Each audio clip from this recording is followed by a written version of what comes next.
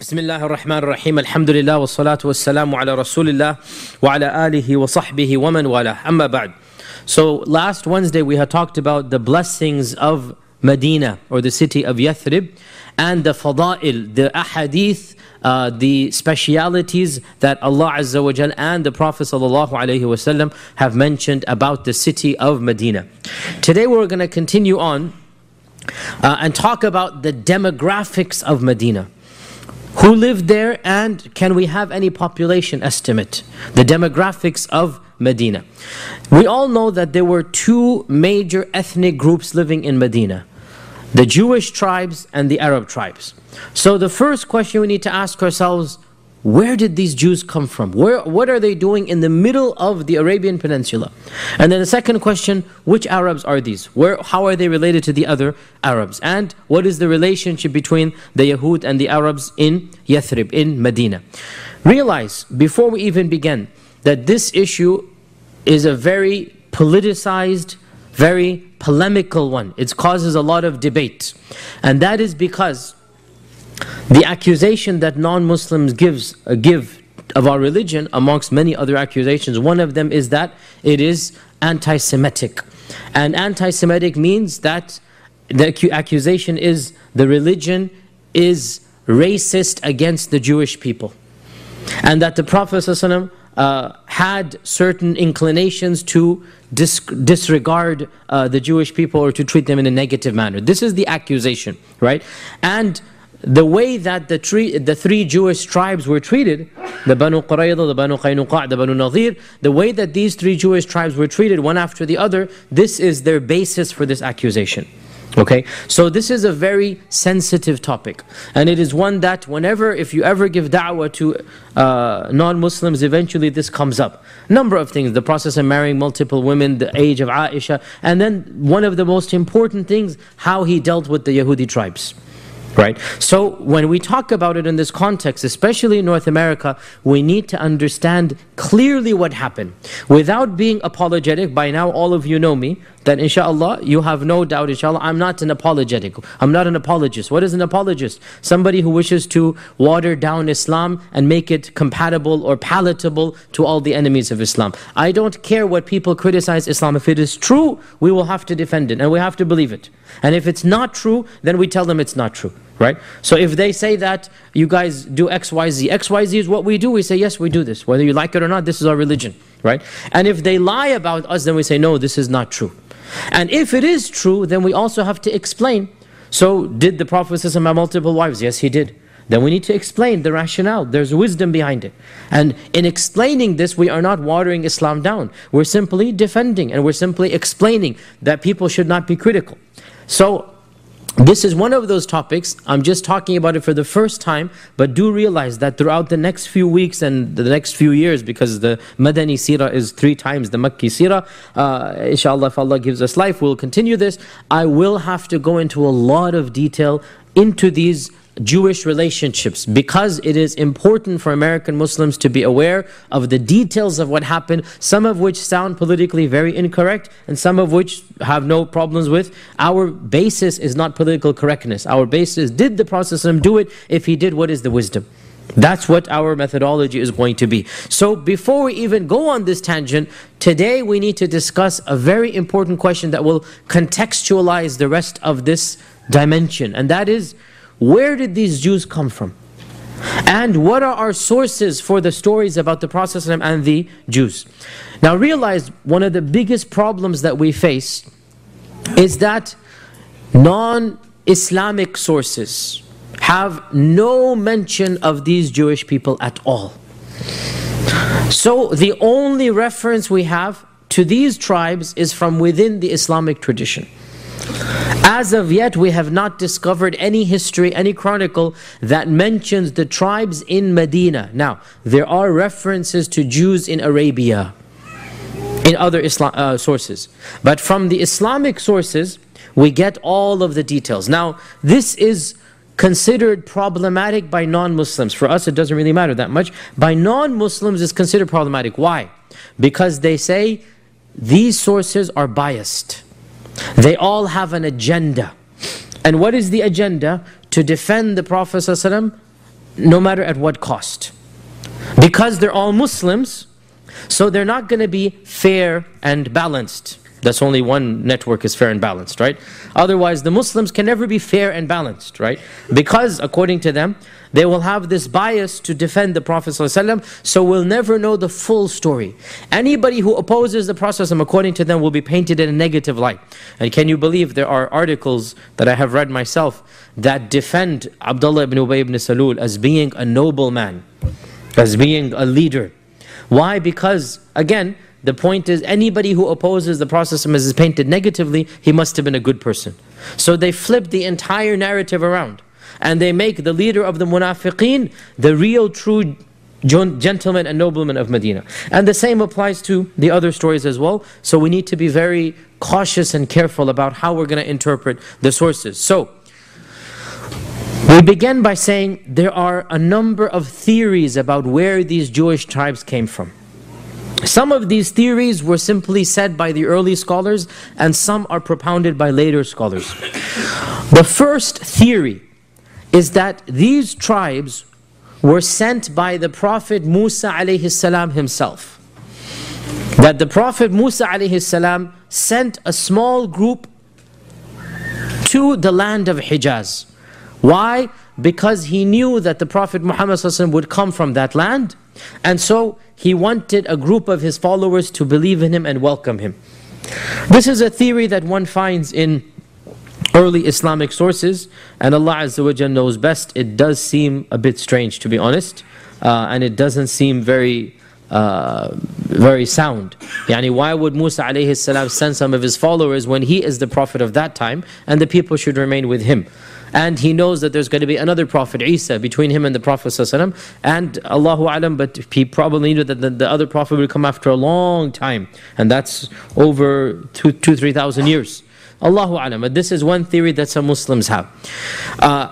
Another theory, which seems more reasonable, and this actually might have some references in non-Islamic sources, as we'll mention.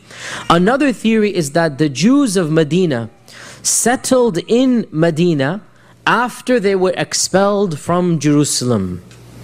Now, let's pause here.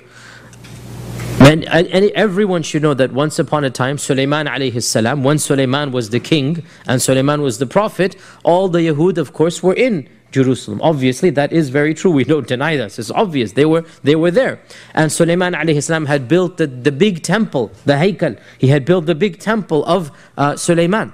Now, over the course of the next hundreds and thousands of years, the power of that state collapsed. The Romans became in charge, and then the Christians, and at times even the Persian emperor was in charge of Jerusalem. So over the course of the next 1,500 years, until Umar ibn al-Khattab conquered Jerusalem, Jerusalem was in between many different people. It was controlled by pagan Romans. Pagan Romans, they hated the Christians as well. It was controlled by the Persians at times, and at times it was controlled by Christian Romans. So different groups had controlled it. Now, there were two major expulsions of the Jews.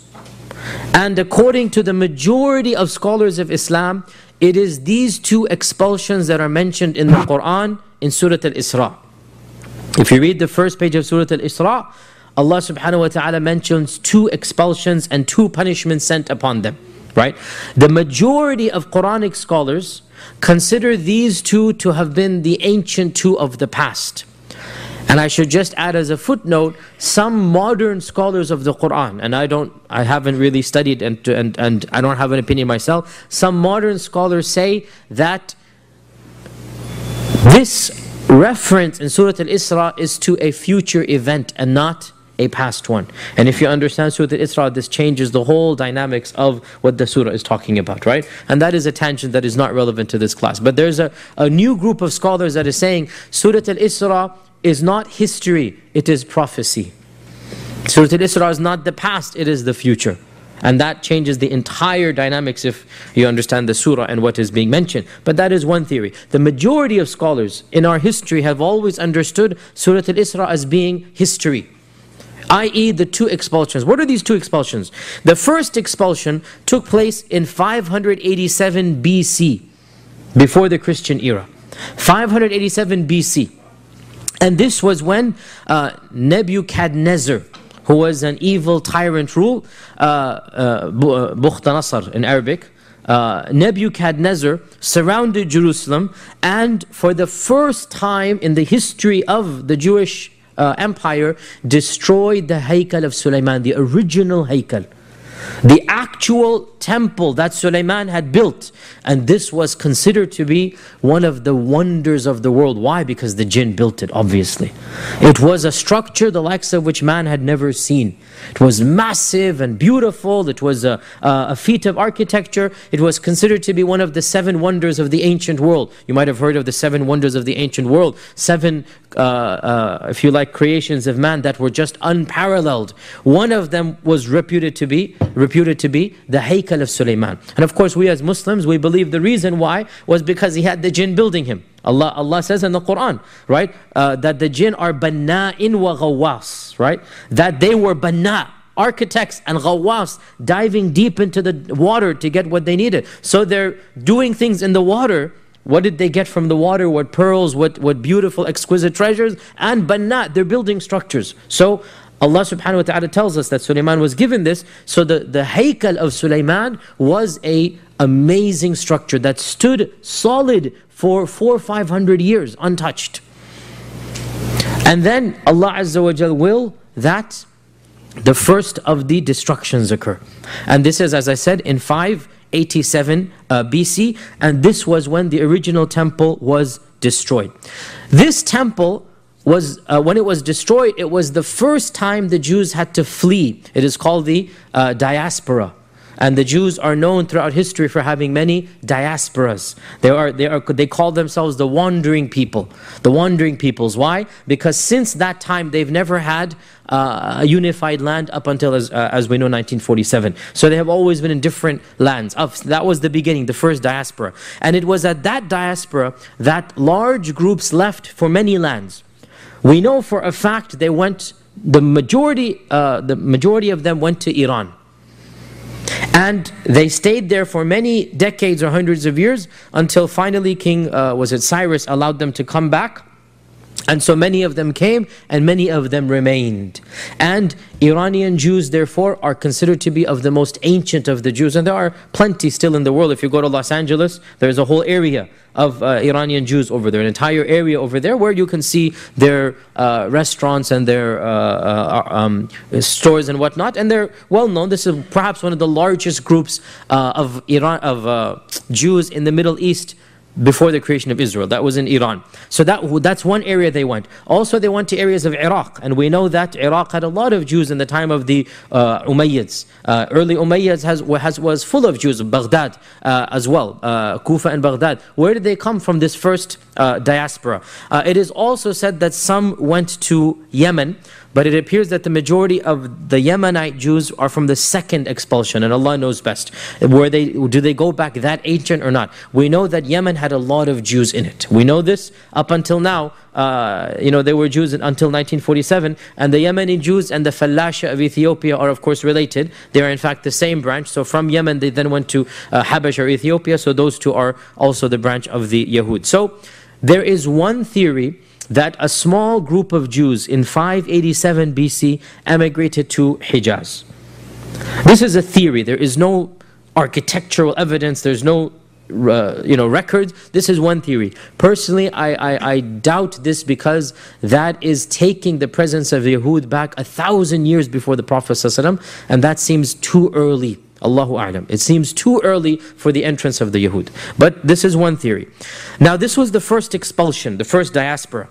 The second destruction of the temple. So eventually the emperor, the future emperor becomes kind and he builds the temple again. But of course he builds it, so it's his structure, not Sulaiman's structure, right? So it's a fake imitation, a cheap imitation of the real structure. Nonetheless, it is a magnificent structure from his perspective. In other words, he does a good job, right? So one of the emperors was basically took some kindness on them and built a massive temple for them. This as well was about to be destroyed in a few decades. And this is the second destruction according to the majority of scholars that Allah Azza wa Jal sent upon them. And this happened after the coming of Isa ibn Maryam. after the coming of Jesus Christ, under the Emperor Titus in 70 CE.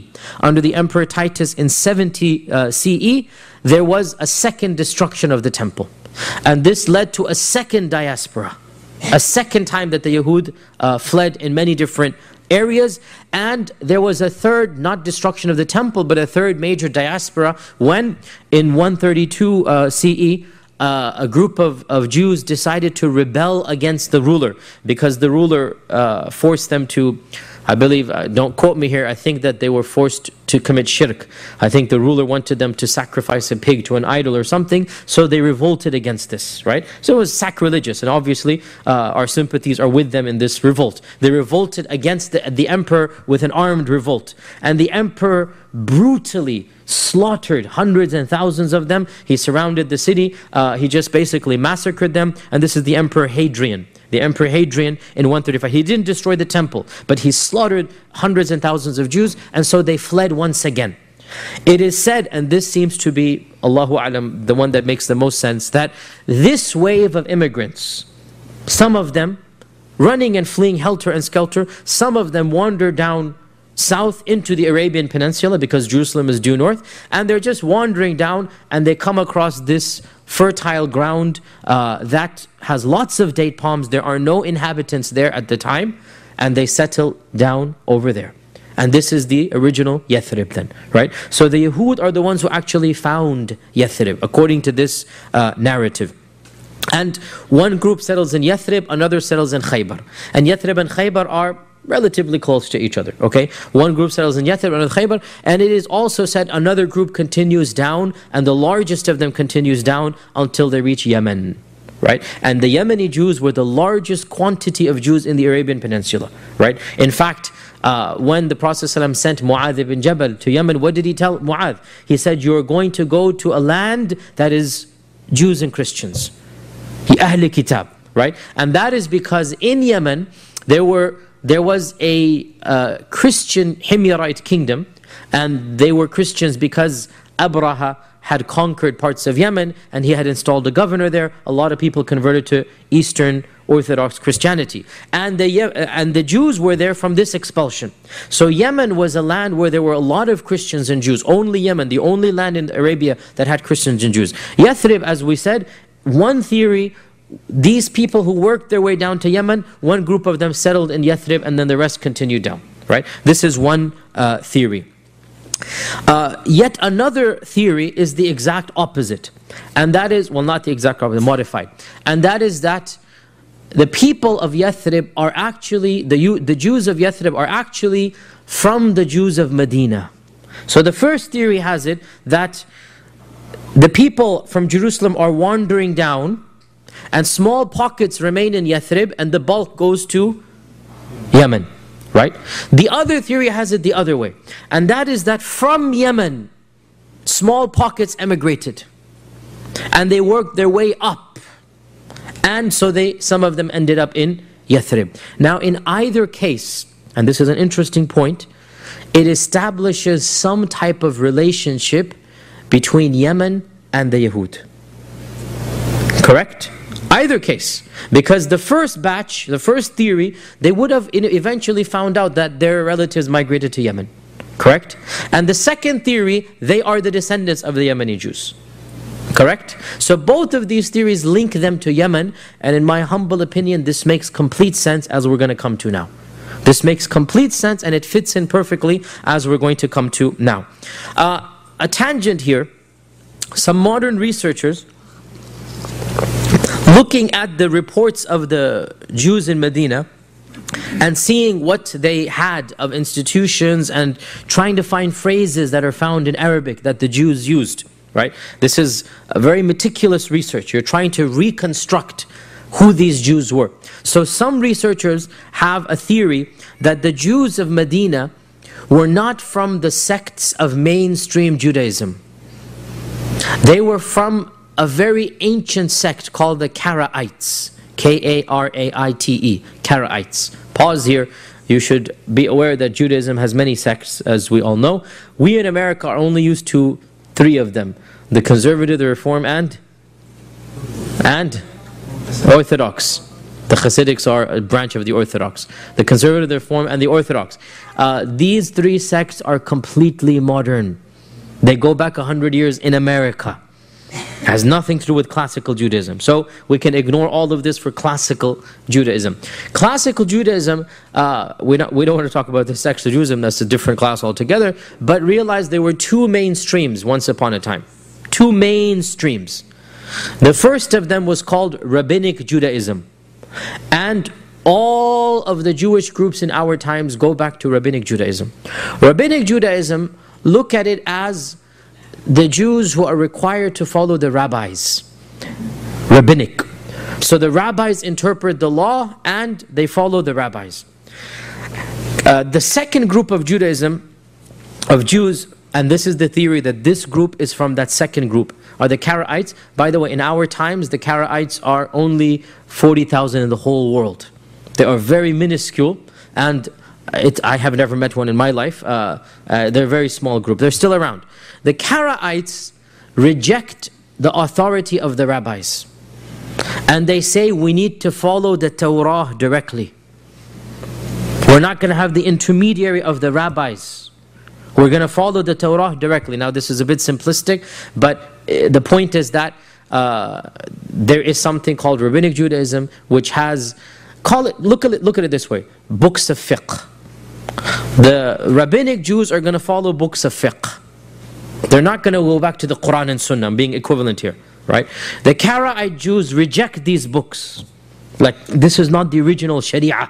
The actual Sharia is the Kitab and Sunnah, the Quran and Sunnah, right? So they're going to go back directly to the Quran and Sunnah. This is Karaite Judaism. Now, the point being, some scholars have tried to research this, and it appears that the Jews of Medina were Karaites.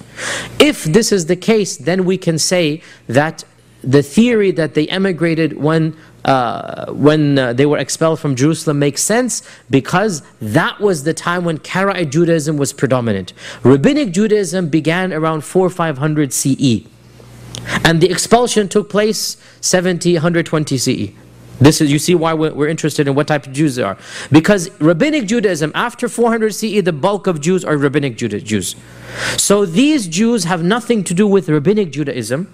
So therefore they arrived in Yathrib before 400 CE. Therefore this adds weight to the fact that they are from the expulsion of Hadrian and Titus. You guys following me? I'm going a totally different tangent, but this is the introduction to a very important series of topics afterwards. Now, Allahu A'lam, I also have an opinion, and may Allah Azza wa Jal forgive me for daring to have an opinion, but at the same time, with all humbleness and modesty, very few people try to study the Sirah also looking at other sources, like Western sources, Roman sources, Greek sources, other sources that we can find things about. And this is unfortunately one of the problems, that very few people are doing it in this manner. You either have people who are not Muslim, who reject the Quran and Sunnah and rely completely on these sources, and then you have Muslims who are not even aware of the other sources and they completely rely on this. We have a lot of information from other sources and we're trying to piece together a picture. Allahu A'lam, I have a little bit of a theory in this regard, take it or leave it. And that is that the question is very interesting. There were three famous Jewish tribes of Medina. You should memorize these names. We're going to keep coming up over and over again. The Banu Qaynuqa', the Banu Nadir, and the Banu Qurayza. Okay? Banu Qaynuqa', Banu Nadir, Banu Qurayza. Okay? Question. Jews do not divide themselves into these types of tribes. Jews don't have tribes. This is an Arab phenomenon. Jews do not have tribes. They were considered, now if somebody says the 12 tribes of Israel, that was ancient. This is now long gone. Even in the time of the expulsions, there weren't these tribes anymore. That was ancient. In the time of Dawood, in the time of Musa and Harun, yes, they had the 12 tribes of Bani Israel, right? But this, they just merged together. They did not continue that tradition, and they became one nation, one ethnic group, right?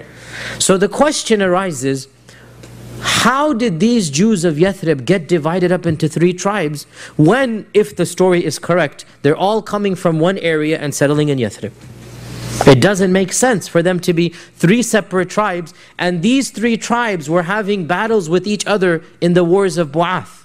In other words, there's a civil war taking place between the Arabs and between the Jews. In this civil war, the Aus is on one side, the Khazraj is on the other. And the Jewish tribes themselves are divided and fighting each other. You see the problem here, right? If they were one unit, one group of people, how come they're divided into tribes and how come there's a civil war? You understand the question here, right? So the theory that I have, and Allah subhanahu wa ta'ala knows best, is that there's an element of truth in more than one of these stories. And these three tribes represent three different emigrations of the Yahud to Yathrib. Three different time zones. And therefore, when each new group arrives, they're not considered part of the old one because this is now completely broken away. Right? And so, this is one theory, and again, I don't know anybody who has suggested this, but there is very little discussion in the Islamic sources of the origin of these tribes anyway. If you look at Ibn Ishaq, no mention at all where these Jews come from. Look at Ibn... So this is not something that people are thinking about, where all of these people come from. Nonetheless, this is one theory, and Allah knows best, and we're never going to know unless we find external information, but it does make sense that there must be some reason why these three tribes were separate from one another. That's the theory I have. Now, this is the first group of people, the Yahud. The second group of people are the Arabs.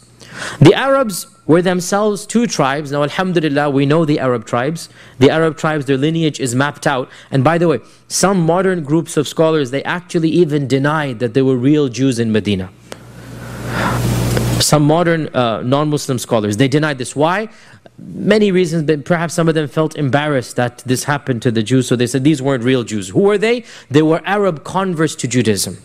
They weren't, you know, in the Jewish religion, you have to be ethnically, your mother has to be a Jew, right, for you to be considered a Jew. So if you're a convert, then most Orthodox groups of Judaism don't consider you, in fact all of them, don't consider you really to be a Jew. So there is a theory that these Jewish tribes were not actually Jewish, that they were Arab converts to Judaism. This is a ridiculous theory for one simple reason. If they were Arab converts, we would know their lineage. We would know where they're coming from. The Arabs, whatever they did, they preserved their lineage. And these three tribes appear out of nowhere. There is no connection with Adnan and Qahtan at all. So when there's no connection, we have connections with every single Arab tribe to Adnan or Qahtan. Remember we talked way back about the two main founders of the Arabs, right? Adnan and Qahtan. We have every single tribe you can think of, the Kinda, the Kinana, the Thaqif, the Quraysh. We can trace it all the way back. As for the Qaynu, even the names, by the way, Qaynuqa and Qurayza, these are not names that are familiar to the Arabs. They're Jewishized Arab names. So the theory that they are converts holds no weight because there's no lineage. And all Arabs have a lineage to these two. Now, the original settlers, therefore, in this land were Yahud. Where did the Arabs come from and who are the Arabs? The Aus and the Khazraj. The Aus and the Khazraj, we know much more about them because they're Arabs. So when we're talking about Arabs, we can map out the lineage. The Aus and the Khazraj, they are descendants of Qahtan. Qahtan, Adnan is the Prophet's ancestor. Right? Remember, go all the way back. There were two major founders of what we now call Arabs, Adnan and Qahtan. Right? And generally speaking, Qahtan was more southern and Adnan was more central, generally speaking. And Ismail's descendants mixed with Adnan and his descendants. And so the Prophet and the Quraysh are called Adnanis. And Qahtan is the other major tribe. Now, the bulk of Middle Arabia, Hijaz, is Adnani. Quraysh is Adnan, Thaqif is Adnan, all of these tribes are Adnani. In fact, the only group of Qahtani Arabs in the whole region is in Yathrib. And as I said last Wednesday, clearly, again we cannot be 100% sure, we don't speak on behalf of Allah, but it does appear that this was what Allah Azza wa Jalla intended, that the Qahtani and the Adnani tribes would merge together in early Islam to show the real unity, that there would be no more animosity between Qahtani and Adnani, that anybody who opposed the Muslims could not do so on ethnic grounds. And this was the precursor to unite all of the Arabs, right? Out of all of the tribes, the Prophet ﷺ is Adnani and he settles in Qahtani, and the two come together under the banner of Islam. It seems more than just a coincidence is the point. It seems Allah subhanahu wa ta'ala intended this. So where did these Qahtani come from? What are they doing here if they live in Yemen? Here we go back to the story of Qahtani Arabs. Don't worry, I'm not going to bore you too much. If this is boring, personally I find this very interesting, but people are different. Some people don't like this ancient history. Qahtanis, the people of Yemen, if you like, the Aus and the Khazraj go back to the city of Ma'rab. And Ma'rab is the people of Saba. The people of Saba. You know Saba is mentioned in the Quran. There's a surah in the Quran, Surah Saba. Right? The people of Saba, Allah Azza wa Jal mentions them in the Quran. And Allah mentions one thing about them. That is an amazing feat that the whole world knows about them. And that is, they were the first human beings ever to build a dam. Never before had a dam been built. And by the way, that dam still stands to this day. It is, what, 2,000, 3,000 years old. It's just not all of it, but you see still to this day, outside the city of Ma'rab, you will still see the dam. And this dam was a feat of engineering. It blocked up the waters so that there could be rivers flowing. And Allah subhanahu wa ta'ala mentions in the Quran, لَقَدْ كَانَ لِسَبَأٍ فِي مَسْكَنِهِمْ آيَةٌ جَنَّتَانِ عَنْ يَمِينٍ وَشِمَالٍ كُلُوا مِنْ رِزْقِ رَبِّكُمْ وَاشْكُرُوا لَهُ بَلْدَةٌ طَيِّبَةٌ وَرَبٌّ غَفُورٌ. Allah blessed them like He hardly blessed anybody else at that time. And Allah mentions this in the Quran. And they had rivers flowing from this dam, and the rivers gave them beautiful gardens. جَنَّتَانِ عَنْ يَمِينٍ وَشِمَالٍ. You know, there were gardens that on the right and the left of the city, and it was a beautiful place. And then Allah punished them. How did He punish them? The dam collapsed. فَأَرْسَلْنَا عَلَيْهِمْ سَيْلَ الْعَرِمِ. This is Sayl al-Arim. Sayl al-Arim is the Arim dam collapsing. Sayl is the water flowing, right? Sayl al-Arimi. So because of their insolence and their arrogance, they were punished and the dam collapsed. And this led to, again, hundreds and thousands of people dying, many villages destroyed, and many other Yemenis had to migrate away. And this occurred most likely around 300 CE. Most likely around 300 CE. So around 3 centuries before the coming of the Prophet ﷺ, 250 years before the coming of the Prophet ﷺ, the Ma'rab dam collapses, and Allah references in the Quran, Sayl al-Arim, and so groups of Yemenites have to emigrate. Now here is where I go back to what I initially said. Some of them, Aus and Khazraj, were cousin tribes. They literally go back to the same person. Aus and Khazraj were cousin tribes.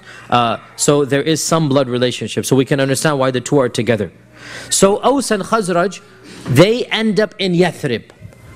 Why Yathrib?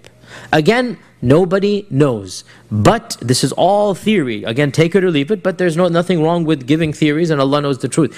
If we say that the Yahud of Medina had relationships with Yemen, it makes complete sense for the Yemeni Qahtanis to be aware of an established settlement that has nothing to do with the Adnanis. Because remember, there's animosity between Adnan and Qahtan. Right? There always was tension. Up until the time of the Prophet, there was tension. In fact, even the Hilf al-Fudul that took place, it was a war between Adnanis and Qahtanis. Up until that time, they were still fighting. Right? So, if there was some relationship between Yemen and those Yahud, and I gave the theory that there is, then it makes complete sense that the Aus and the Khazraj would have known, again, these were some travelers, whatnot, they would have known of a group of Jews. They would have felt comfortable being with them because they're already comfortable with Jews in Yemen. Perhaps even there was some trading. Allah knows. Again, this is who's going to have records in 300 CE. Who's going to have, this is all theories that we're going to have. But the question still, and it's an unanswered question, why Yathrib? How did the Aus and Khazraj end up in Yathrib? And there's already Yahud over there. Unless there was some type of relationship beforehand. You see my theory here, right? Some type of knowledge beforehand. So the Aus and the Khazraj settled down in Yathrib, and the two of them benefited each other. The two of them benefited each other. How so? The Yahud were skilled in agriculture, in weaving. Of course, they were businessmen. The Arabs had knowledge of war. The Arabs had knowledge of the language. And so the Arabs Arabicized the Jews, i.e. the language became theirs, right? The culture became theirs. They're living in Arabia, so all of the Jews began speaking fluent Arabic. Now they still spoke Hebrew, by the way. We know this from the Sirah. We know this from the Sirah, and obviously it's understood. I mean, any minority retains its language for many generations, you know, especially when you're in the middle of the desert. So they retained their Hebrew, but they spoke fluent Arabic as well. And they took on the culture of the Arabs, and the language of the Arabs, and the dress of the Arabs, with some, Yahudi as well influence, but they kept much of their culture, and they adopted Arab culture. So when the Qahtanis, the Yemenis, the Aus and the Khazraj arrived in Yathrib, it appears that they didn't arrive together. And again, this is a theory. Nobody was an eyewitness writing chronicles of 300 CE, i.e. 200 before the Hijrah, right? 250 before the Hijrah. Who's going to be recording this? The theory goes as follows. Now, we know for a fact that the Aus had asked permission from the Banu Qurayza and the Banu Nadir, the two Yahudi tribes, and formed an alliance with them. And the Khazraj had taken permission from the Banu Qaynuqa. So the question once again arises, how come these two these two Arab tribes have different Jewish alliances? The theory, the two of them didn't arrive at the same time, maybe 10, 15 years apart, or a few years apart. That the first tribe arrived, and that is the Aus. And the Aus got the alliances and took some protection from the largest of the Yahudi tribes, and that is the Banu Qurayza and the Banu Nadir. And this also explains why the Aus were richer. Because the Aus were richer than the Khazraj, and the Aus had a higher income. They were socio-economically better off, and they occupied the better land of Medina. Because in those days, land was also tribal. Your house was where your tribe was. It's not like in our times, anybody buys any. No, you lived where your tribe was, for protection, for safety. So the Aus had the best plots in Medina, the most luscious gardens of Medina, and the Khazraj had the lower territories, the ones that were not as luscious. So therefore, it appears that the Aus arrived before, and one theory goes, the Yahud needed manual labor. They needed people to basically farm the land. It's too large for them. And so they allowed the Aus the opportunity to basically, what's going to be a good word here, not rent to own, not lease to own, but basically fraction it out. You take charge of the land, you give us a fraction, and you take the rest, right? It's basically, you do the manual labor, and you give us a percentage of the produce, and you can basically man the land and take charge of it. So the Aus and the Khazraj therefore settled down in this manner, and over the course of the next 150, 200 years, this solidified the relationship. The Aus and the Khazraj had their alliances with the Yahud, and each of them had wars with each other, and therefore when the civil wars took place, and I said the civil wars lasted for more than 100 years. The civil wars lasted for more than 100 years. The worst of them was the Bu'ath war, which took place 5 years before the Hijrah of the Prophet sallallahu alaihi wasallam. And it is also known that the Jewish tribes financed the Aus on the one side, the Banu Nadir, and the Banu Qaynuqa financed the Khazraj on the other side. So they actually were involved in the civil war, right? Did they actually fight or not? We don't have references. But there was clearly a divide between the Jewish tribes. And the two Jewish tribes were helping different sides, the Aus and the Khazraj. Now, question arises, the number of people living in Medina, how many? Very difficult. There was no census. Nobody's going to go house to house and see how many people, right? But we can kind of sort of get a glimmer. Kind of sort of. How so? Well, by looking at the battles of Badr and Uhud and Khandaq, seeing how slowly but surely the city is growing. The total population of the three Jewish tribes seems to have been around 2,000 men. We get this by doing a tally of Banu Nadir, Banu Qaynuqa, and Banu Qurayza. Each time something happens, we have a number roughly of men. Adding all of these men together, 2,000 men. Multiply that by 3 for women and children, you get 6,000 Jews, roughly, in Yathrib. When the Prophet emigrates, roughly 6,000. We also know that in the conquest of Mecca, the Ansar had around 4,000 to 5,000 men participating in the conquest, right? So 4,000 to 5,000 multiplied again by average of 3, you have 12,000 to 15,000 Arabs. So quantity-wise, the Arabs seem to be double the Jews. But the Jews had the power because they had the money and because they had the land. The best land, and because they had fortresses. The Aus and the Khazraj did not build fortresses. The Jews did not live in Medina proper. They lived outside. And they had fortresses, each of these 3. And so a rough quantity we get of the people of Medina, roughly around 20,000 people. And this is a relatively large town. It's not a small town. For the time, to have 20,000 people seems to be a very good number. And we already said that the Arabs were more than the Yahud. We just have one narration we have time for, and then it is time for Dr. Bashar to make a presentation. And Dr. Bashar, we can go late because Isha is just starting in 10 minutes, so you can go for 20 minutes, inshallah, not a problem, inshallah. And the final thing that we just want to mention here is we talked about the demographics, and I need to now basically go back to where we left off from the story of the Sirah, connect the demographics in Medina to the story of the Sirah, and then next lesson we start talking about the Prophet's first few days in Medina. And so we conclude today by talking about the Prophet's arrival in the city of Yathrib. That when we had already talked about Suraqa ibn Malik, we had talked about the story of Ma'bad, we had talked about the number of people who converted along the way, and now the news has spread that the Prophet is about to arrive. And so every single day the Ansar would go outside of the city towards what is now Quba, waiting for the Prophet to come, because they know it's only a matter of time now. And every day they would go there in the morning and wait until around 10, 11 o'clock when the sun got too hot. And then they would have to go back and go to sleep because it was too hot. And so one day they went in the morning waiting and nothing happened, and they came back by 10, 11 o'clock, and in the distance the Prophet and Abu Bakr appeared, but there were no Ansar there because they were already back home in their houses.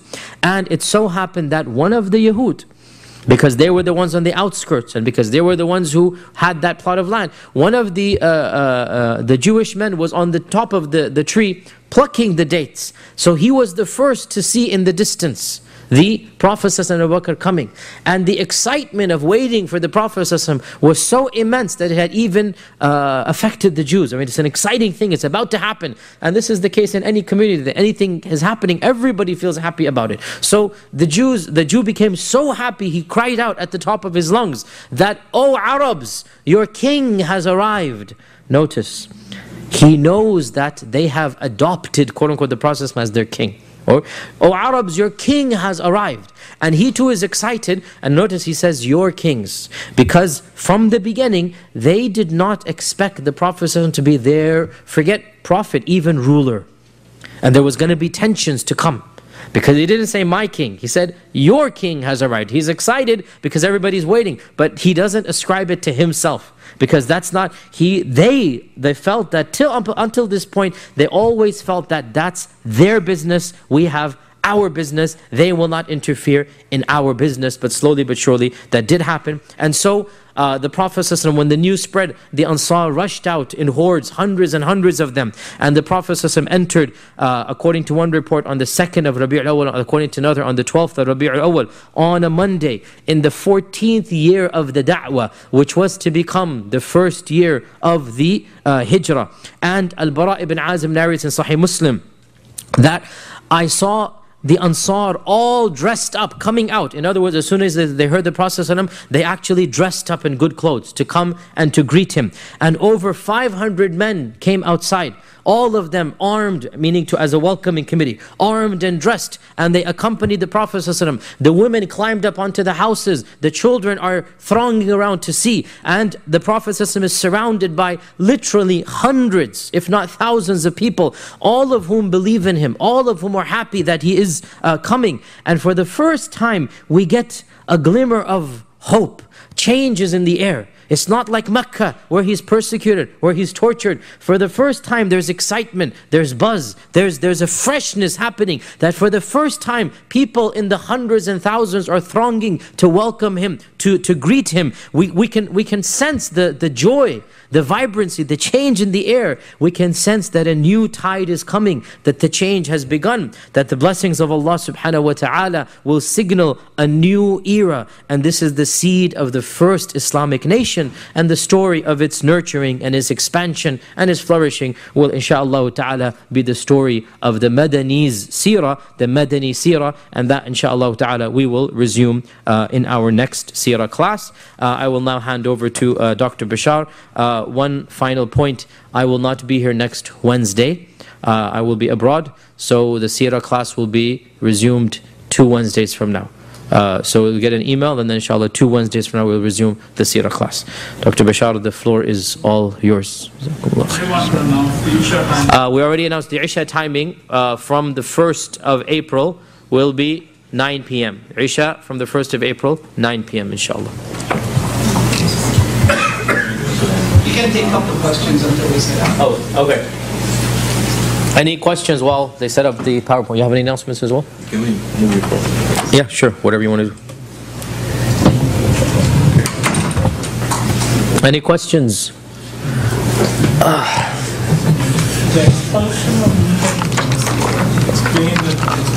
All of this will come. I don't want to be hasty. Banu Nadir, Banu Qaynuqa', Banu Qurayza, each one of them has a long story. And we need to be very careful and cautious. We need to explain the details and rationale. So when the time comes, yes. So there's no clear indication that the Jews were looking for the next Messiah. No, the Quran itself references they're waiting for the next prophet. I mean, in Medina. Yes, the Quran references this, but they expected that prophet to be one of their own. They didn't expect him to be someone else. The Quran references this in Surah Al-Baqarah. وَكَانُوا مِن قَبْلُ يَسْتَفْتِحُونَ عَلَى الَّذِينَ كَفَرُوا. I think it's verse 130, 140 something. It's in that area. That Allah says they were expecting a victory over the Aws and the Khazraj. And the Aws and the Khazraj say that whenever we had a war, right, the Yahud would tell us that it's only a matter of time before our prophet comes and will massacre you. So they're waiting for a prophet. According to our legends and sources, they are waiting for a prophet. Does it answer your question? I mean, in Medina itself. Yes, in Medina. They're waiting for a prophet in Medina. Yes. Yes.